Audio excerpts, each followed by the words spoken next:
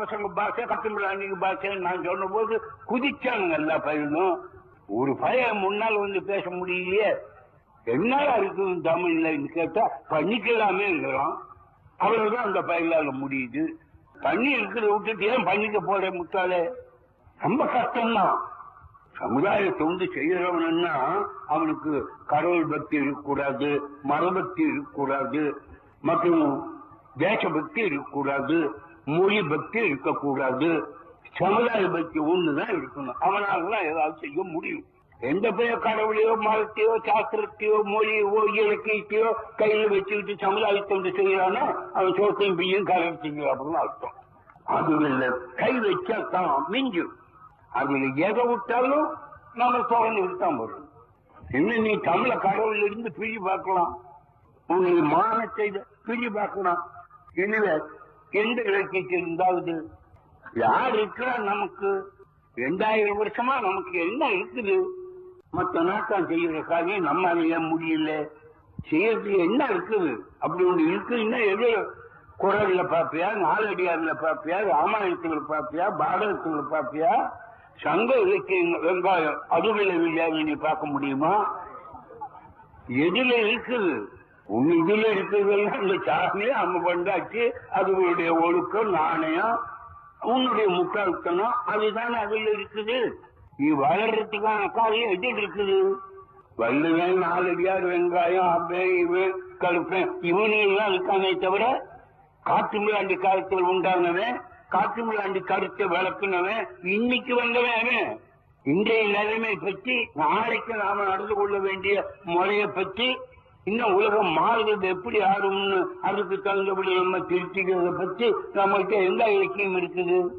வள்ளுவனில் எடுத்துக்கிட்டானா பாப்பானோட அண்ணாவன் வேற விதி இல்லாத நம்மளவன் தொங்கிட்டு தெரியுறான். அவனுக்கு மோட்சம் இல்லையா, நரகம் இல்லையா, பாப்பான் இல்லையா, வேதம் இல்லையா, எது இல்லை அவனுக்கு? அவன் எந்த கதையை விட்டான்? எந்த கடவுளை விட்டான்? எங்க புள்ளை இல்லாதவன் உன் பிள்ளைய வச்சுக்கிட்டு அழுகுறாங்கிற மாதிரி அவனோட குரலை வச்சுக்கிட்டு அழுகுறோம். நாகே இல்லை நமக்கு. ஏன்? கடவுள் அவ்வளவு பூச்சி வச்சுட்டோம். எவன் வந்து எதை சொன்னாலும் அது கடவுள் மதம் பாப்பான் ஜாதி இல்லாம ஆதாரமே இல்லையே ஒண்ணு கூட. தொல்காப்பியத்தை எடுத்துக்கோ, நன்னூல்ல எடுத்துக்கோ, நெடுங்கணக்கு வெங்காய கணக்கு எடுத்துக்கோ, 400 புறநானூறு எடுத்துக்கோ. எது நீ ஒத்தின்னு பேசுறிய அதெல்லாம் பாப்பா உட்கார்ந்து இருக்கானே, மதம் உட்கார்ந்து இருக்குல்ல. அவனை நீக்கி செய்யறது ஒண்ணு மனிதனுக்கு படியில இன்னி வரைக்கும். அவனை நீக்கி அவன் சம்பந்தத்தை விலைக்கு ஒரு காரியம் செய்யலாம்ங்கிற எண்ணம் இன்றைய வரைக்கும் எவனுக்குமே தோணலையே. நம்ம பக்தர்கள் காலத்துக்கு தானே இப்ப தோணப்போகுது. கொஞ்சம் கொஞ்சமா மாறல, வளரல. நாம ஒரு காரியம் நம்ம நாட்டிலிருந்து ஏற்படல, இப்படியே இருந்துட்டு இருக்கோம். இதே பெருசா இருக்கிறோம். இந்த இயக்கம் இல்லாம இருந்தா சொன்னாப்புல இந்த மயில்கள் எல்லாம் கடவுளாக இருக்குமே, போக்குவான இருக்கலாம். நாமும் இது மயில் ஈஸ்வரமா, அது பகவான் ஈஸ்வரமா, இயக்கம் இருக்குனால கொஞ்சம் பயப்படுறோம். இன்னைக்கு என்ன தைரியமா செய்யறோம்? ஒவ்வொரு உற்சவங்கள எவ்வளவு முட்டாள்தனமான உற்சவங்கள் ஏன் அதை இருக்கிறோம்? அதனால அழித்து விட்டுட்டான் நம்ம முட்டாள்தனத்துல. காரணம் கடவுள், மதம், சாஸ்திரங்கள், பெரியவங்க, இவங்க பெரியவங்களுக்கு தெரியும். இவங்க ஆடுறான்னு கேட்க நமக்கு அறிவு இல்லை. நம்ம சாஸ்திரமும் நம்ம பெரியவனுங்களும் ஜனம் முட்டா பசங்க தானே நம்ம பெரியவங்க, காட்டு மிராண்டிகள் தானே நம்ம பெரியவங்க. எந்த அறிவாளி நம்ம பெரியவன்னு சொல்ல முடியும்? ஏன் சொல்ல முடியல? பிடிக்கிறாளெல்லாம் 2000 வருஷத்துக்கு முன்னால் இருந்தவன பிடிக்கிறோம், 1000 வருஷத்துக்கு முன்னால் இருந்தவன பிடிக்கிறோம். எடுக்கிறது எல்லாம் 1000 2000 வருஷத்துக்கு முன்னே எழுதுறத பிடிக்கிறோம். அன்னைக்கு எவனுக்கு அறிவு இருந்தது? எவனுக்கு 2000 வருஷத்துக்கு முன்ன அறிவு இருந்திருக்க முடியும்? அவன் எப்படி அறிவை சம்பாதிச்சு இருக்க முடியும்? அவனுக்கு அறிவு பெறத்துக்கு மார்க்கம் எது? வள்ளுவ அறிவோடு இருந்தான்னா அறிவு பெறத்துக்கு மார்க்கம். அவன் சுத்திச்சார்பெல்லாம் பார்ப்பான். அவனை சுத்திட்டு இருக்கிறதெல்லாம் மதம், வேகம், புராணம். அவன் தலையில் உட்கார்ந்து இருக்கிற மூட நம்பிக்கை எல்லாம் மேல் லோகம், கீழ் லோகம். அவன் எப்படி அறிவாளியாமா? நமக்கு அந்த அறிவு வருதுன்னா அங்கே நாட்டை பார்க்கிறோம், அங்க எல்லாம் போயிட்டு வர்றோம், கடவுளை பத்தி துணிடுறோம். கடவுள் என்ன, வெங்காயம் என்னன்னு, அந்த புத்தி அன்னைக்கு எப்படி வந்திருக்கும்? ஆண்களால அன்னைக்கு இருந்தவங்க கோபம் சொல்லப்படாட்டால் அவனுக்கு அறிவு வர நியாயம் இல்லை. அவனுக்கு இந்த நிலைமை பார்த்து அதுக்கு தகுந்தபடி எழுதவோ கருதவோ சொல்லவோ வாய்ப்பில்லை. நாம் இன்றைக்கு உலகத்தோட ஒட்டிட்டு இருக்கிறோம். எந்த உலகத்தோட ஒட்டிட்டு இருக்கிறோம்? அமெரிக்கா எங்க இருக்கு, நாம் எங்க இருக்கிறோம்? 10,000 மைலுக்கு மேல சொல்றோம் அமெரிக்கா. என்ன நாம எவ்வளவு தூரத்தில் இருக்கிறோம்னு அர்த்தம்?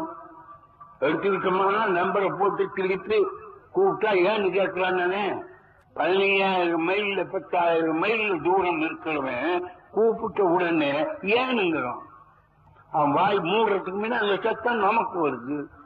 சந்திர மண்டலம் எங்கடா இருக்குன்னா 2,30,000 மைல்ங்கிறோம். எப்படா போகலாம்னா இன்னைக்கு போறப்ப 5 நாள்ல போய் சேரலாம்ங்கிறோம். அதுக்கு உண்டான அறிவுதான் இப்ப மனுஷனுக்கு தோணும். அவன் ரெண்ட மண்டலம் என்ன, இதை விட்டு அதுக்கு மேல ஒரு லோகம், அதுக்கு மேல ஒரு லோகம், அதுக்கு மேல ஒரு லோகம், மேல 7, கீழே 7, 14 லோகம். அப்புறம் இந்த மோச லோகம், வைகுண்ட லோகம், கைலாச லோகம், வெங்காய லோகம், அதுக்கு மேல நரக லோகம். எவ்வளவு மடையினா இருந்திருக்க வேணும்? இவ்வளவு மனுஷனை மிரட்டுறதுக்கு மடையினாக்குறதுக்கு உண்டாக்கணும். அறிவாளியாக்கும் ஒன்னே உண்டாக்கல. அதுல மாற்றிக்கிட்ட நாம இன்னைக்கு தான் விடுதலை பெறுறோம். எதனால விடுதலை பண்றோம்? அது உன் கடவுளை விட, உன் சாஸ்திரத்தை விட, உன் முன்னோரை விட, உன் வெங்காயம் வழக்கமாத்தை விட உன் அறிவு பெருசு. அது சிந்தி, அதன்படி பாரு, சரியா அதை ஒத்துக்கோ. இன்னைக்கு தான் சொல்ல முடியுது. நீ என்ன பெரியவனாங்கிறான், உன் அறிவுக்கு என்ன அவ்வளவு மரியாதைங்கிறான். 1971 வருஷத்தில் உட்கார்ந்துட்டு பேசுறேன் மடப்பையில, நீ என்ன பெரியவனாங்கிற?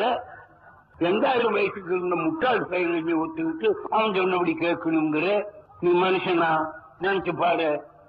நாங்க சொல்றதுன்னா இனிமேலாவது நீ மனுஷனாக பகுத்தறிவாளியினால இனிமேல் மனுஷனாகவேன்னு அர்த்தம். அவ்வளவுதான்.